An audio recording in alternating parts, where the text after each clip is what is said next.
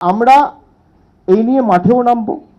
6 তারিখ মেট্রো চ্যানেলে মমতা বন্দ্যোপাধ্যায় নিজে এই নিয়ে প্রতিবাদ কর্মসূচি নিয়েছে। তিনি অবস্থান বিক্ষোভ এবং ধর্নায় দুপুর 2টো থেকে নিজে বসবেন।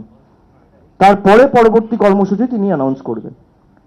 6 তারিখ, আগামী 6 তারিখ মেট্রো চ্যানেলে, মানে প্ল্যানেট ইস্ট যেটা, যেখানে মমতা বন্দ্যোপাধ্যায় অনশন করেছিলেন, সেই একই জায়গায় আমরা অলরেডি দলের তরফ থেকে একটা চিঠি অথরিটিসদের কাছে জমা করেছি।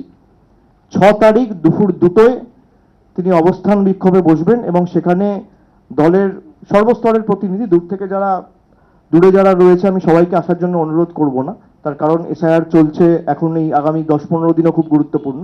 কিন্তু কলকাতার আশেপাশে পার্শ্ববর্তী জেলায় যারা রয়েছেন তারা আসবেন নিজের এলাকা সামলে, এবং পরবর্তী দলের কর্মসূচি 6 তারিখ সেখান থেকে মমতা বন্দ্যোপাধ্যায় নিজে ঘোষণা করবেন।